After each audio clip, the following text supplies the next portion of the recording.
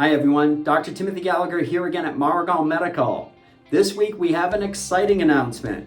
Maragal Medical is pleased to announce that we'll be the presenting sponsors of the documentary 25, The Legend of Tony Conigliaro. And for all those Red Sox fans out there, you all remember the impossible dream season of 1967. We're excited to announce that this documentary will be shown at the Colonial Inn in Gardner on Thursday, November 4th. The documentary starts at 7, doors will open at 6. We're also pleased to announce that we're going to be paying tribute to local baseball coaching legend Gregg Picucci.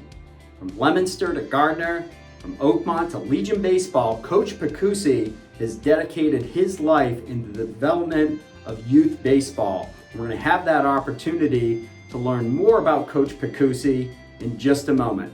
So stay tuned.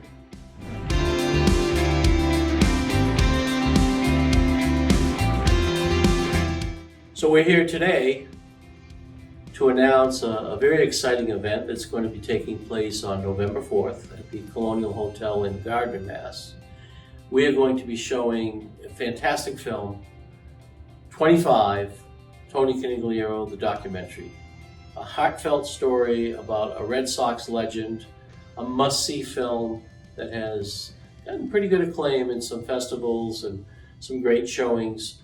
We have a slew of Boston legends in there: Rico Petrocelli, Louis Tiant, Jim Lonborg, many more. And we're just excited about this. And with that, our presenting sponsor for that film and our new film, which is coming out, is Maragal Medical. Maragal Medical stepped to the plate and became the presenting sponsor of 25, Tony Conigliaro, the documentary. And thankfully to them, Dr. Mike and Dr. Tim, they've become the presenting sponsor of Yellow Box Entertainment's new film, Let There Be Drums, The Legacy of Sib Hashin, who was the drummer for the band Boston. And that's in the shooting process right now. But getting back to November 4th, that night is exciting for all of us. Myself being from Leominster, this practice, corporate headquarters in Leominster, in that Gregg Picucci, who was a high school legend, we are going to be doing a tribute to Gregg Picucci. Gregg Picucci was someone I looked up to when I was a kid, and it was 3 sports star: football, basketball, and baseball. But in baseball, he was literally impeccable. We called him perfection. Fantastic Gold Glove. And the interesting part is he went on to become a legendary coach. And we're going to be talking about that night. Dr. Marciello and Dr. Tim, thank you so much for presenting 25. So excited to be involved with you, this regenerative medicine company. Dr. Marciello is involved in, which he'll talk a little bit about with baseball, and Dr. Tim was an athlete at Fitchburg High, so certainly knows the legend of both Leominster and Fitchburg as great players. And this is Gregg Picucci right here. Dr. Tim, why don't you say a little bit about Gregg Picucci?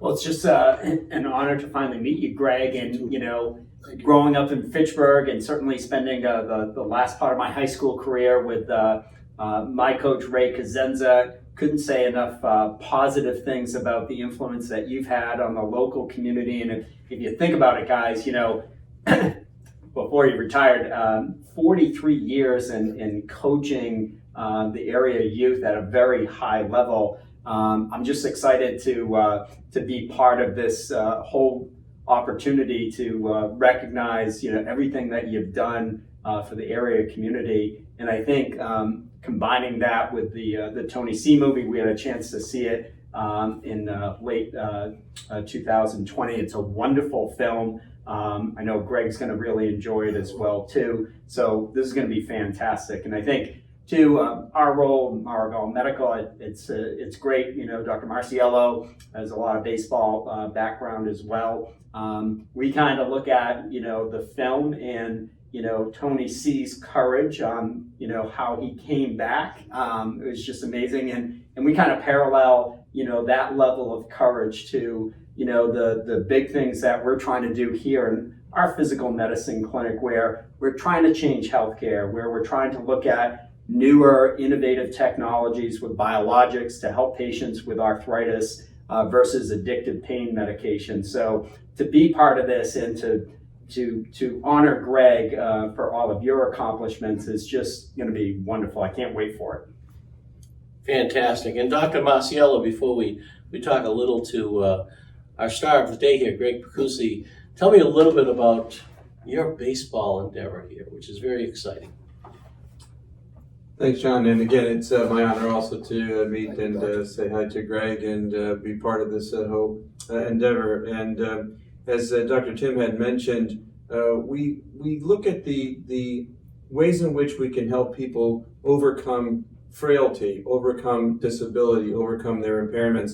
So I've been a baseball fan, a baseball player, and I put a lot of my emphasis in relation to the aspects of taking care of people who have impairments and special interests of visually impaired. So I'm a coach of a blind baseball program, and we look at that in the connection of Tony Conigliaro, of how a person comes back from the aspects of injury, the aspects of having visual impairment from actually the injury he sustained. And we put that in the way in which we can take it to the public, take it to the patients that we serve, and think about there's no stopping. There's no reason to say you can't do something if you put your mind to it. And we're here to try to help.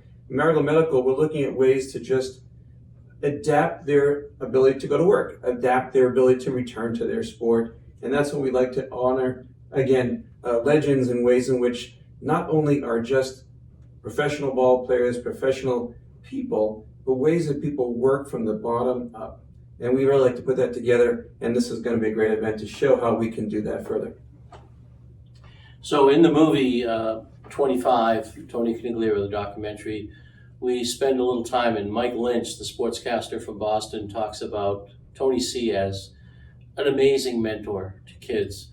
This man next to me is the mentor of mentors. As I said, he was my hero growing up. I was younger than him and looked up to several athletes, and Gregg certainly stood out. That night, I'll be telling the story about how I came to know the legend of Tony C and how great he was because of what Gregg told me about Tony C. He's the first one to introduce me to that famous name, Tony C. As Gregg said, 25, Tony C.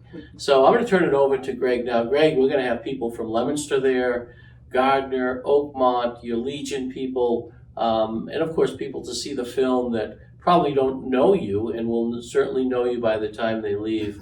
So it's a tribute for Gregg Picucci, an amazing, amazing guy. And as with Tony C, he's a mentor, a true mentor.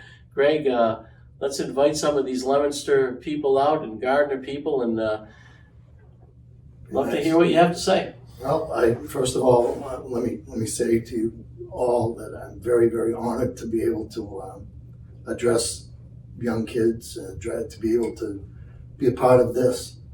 Tony C was quite a player. He was a guy that I watched young. We were young still, but he was a wonderful player. And the thing that happened to him was just a tragedy. How he bounced back, and it was amazing. It was really wonderful to see how he did that, because, I mean, in the eye and in the head area is so, as the doctors know, I mean, that's dangerous, very dangerous. And they've come so much further for protecting the head area now. I know you guys are aware of this, but I don't know, maybe you guys have had some contact with the helmet companies and how to, pad them and things. Now it's like having a real suit of armor on your head to protect the kids. And you're finding less and less injuries. I see a lot of kids still getting beamed, but the helmets, they're really, really good. They don't crack anymore. They just bounce off whatever materials they're using. And it's just too bad that it happened. Tony C was one of the best baseball players I had ever seen. He was an outfielder. which I never saw the outfield. Rico Petrocelli, who you mentioned, I did get to meet Rico numerous times when I went to the Boston baseball fantasy camp, and Rico would work there. And Louis Tian, I got to meet him a couple of times, and Jim Longborg, I got to meet them because they all worked the camp, and I was able to go, and they were my coaches, I suppose. That's how it worked. And it's just getting back to the coaching thing for me. You find a niche. When I was younger, I was trying to coach football, basketball, and baseball. And baseball was always my love.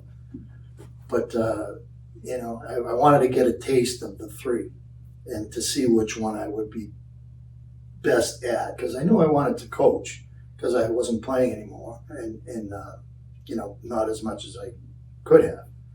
And found the niche in baseball through my high school coach, Coach Emil Johnson. I played for him 3 years, learned so much. That's what pushed me to be wanting to be a coach, a head coach at that time. Now, he has an amazing record. I'm not sure. I know he's got about 800 wins or something to that effect. I don't see anybody, in baseball, and I don't see anybody be able to touch that. That's quite an awesome, feat for him. And he actually got me started in things, how to approach the game. It wasn't just a baseball game. It was, you have to look farther down the road and be, how a coach would always say in baseball, well, you got to know a play ahead. Well, he would know 5 steps ahead, 5 plays ahead. And that's how I work. I try and, coach, we have this. The kids always ask me, they always try and catch me. They'll ask, coach, we have this. I said, yes, I'm looking down the road. I said, and then they'll look at me and say, okay, then they just leave me alone. But I kind of walk, I'm a pacer. I don't sit down and watch the game. I watch it on the run. That's pretty much what they watch me, and they laugh because I'll walk miles, just walking, pacing up and down. That's where I get my exercise. That and hitting infield. But and I still hit the infield. I still do it. I know Coach Johnson used to relinquish it to the younger guys after a while, but I like to do it. I still do it. I still can do it, so I do it. But again, learning from him, the steps ahead, 4, 5, 6 steps ahead. Substitutions. Substitutions have become very different now in this new era of baseball. They have you can have a DH in Legion. It's different. It's more real baseball. In high school, it's different. You can have a DH and then bat for anybody you want. It's totally different. It took me some getting used to because I was in that high school thing for a long time. 43 years was a long time. But it's different. And now staying with Legion, so I'd go from one season of substitution, and then you go back to the Legion, which didn't change. Legion baseball is basically Major League Baseball rules. So it makes it, actually to me, it's more fun because if you're going to make you have to have an 18-man roster or 20 if they let us, because you're going to use certain players in certain situations. And sometimes they don't like it because they're going into the game, they're coming out of the game. The days of playing, you're going to play all 9 innings or 7 innings, it's kind of lost now. You're probably not going to get a pitcher that's going to go in 9 innings or 7 innings. They just don't do it anymore. And in the pros, they don't do it anymore. So the approach is different. And through the coaching, for me, I had to make and adapt to the new, not only the kids, because they're different, You know, I found they're very different. I'm sure if you were coaching, I mean, you having your own children, I'm sure you see the difference in when you were children, and it is totally different. And being able to, I found that I had to treat every kid differently. You can't treat them all the same. You gotta you have to adapt to if they have a medical problem, which I did have a couple of kids that did have one kid hurt his this past year. He had a skiing accident and it had something to do with his spleen or something. I forget what it was, but he had to wear a flak jacket, I guess is what they call it now. I'm not quite sure what, but it was it was really light, and he wore that. And if he got hit, you had to hold your breath. But anyway, he came through it pretty well, and is going into the Navy now. He's did well, and he was with me for 4 years. Good kid, good players, but a different kid, and they were all different. They're all different, man. They just, if you can get them to buy into your program, that's half the battle. Get them to buy in, and if they buy in, they become one. No matter how much different their home life is, whatever it is, they become. That's where they become one on the baseball field. And no one, I try and tell them, I said, look, you come here, you're coming here for an hour, 2 hours, go and have some fun. Because some of their home lives are just terrible. I know. I've driven kids home to see what they're about and see where their actual atmosphere is at home. And you feel bad. There are times that you just shake your head and how is this kid surviving? But he's there every day at practice, and he's not that kid that is at home probably suffering a little bit. But he's having a blast playing baseball. I tell him, between the lines, it's yours. You own it. Nobody can come and take it away from you. No parent, no uncle, no anything. It's yours. Okay? I'm just giving you the finer points to try and make yourself a better player. You do with them what you think you can do with them. And if it's not everything that I had to learn way back when I first started coaching, that they cannot do, many of them can't do what you did. I had to learn that lesson to try and say, well, why can't this person do this like I did? Well, they're not you. And you have to find a way to get and make that kid successful. And that's the challenge that I really enjoyed, is to try and make it so that the kids will be successful with how I'll make it. Somehow, some way, I'm going to make something easier for them, something that maybe I didn't have. And it's shown with responses from kids, from my ex-players they always come back to visit. They'll always come to say, hi, Coach, how you doing? They'll send me a shirt if they happen to be one of the kids that go to college and play baseball. They'll send me the shirt of where they're playing, or they're always catching me for donations, so that now they have this thing that I just realized that they were doing, is they have the kids give them a money goal, whatever it happens to be, $650, $300, whatever it is, and they send a scripted thing out to the coaches that they played for. And I have no problem with that. I'll support my kids to the end.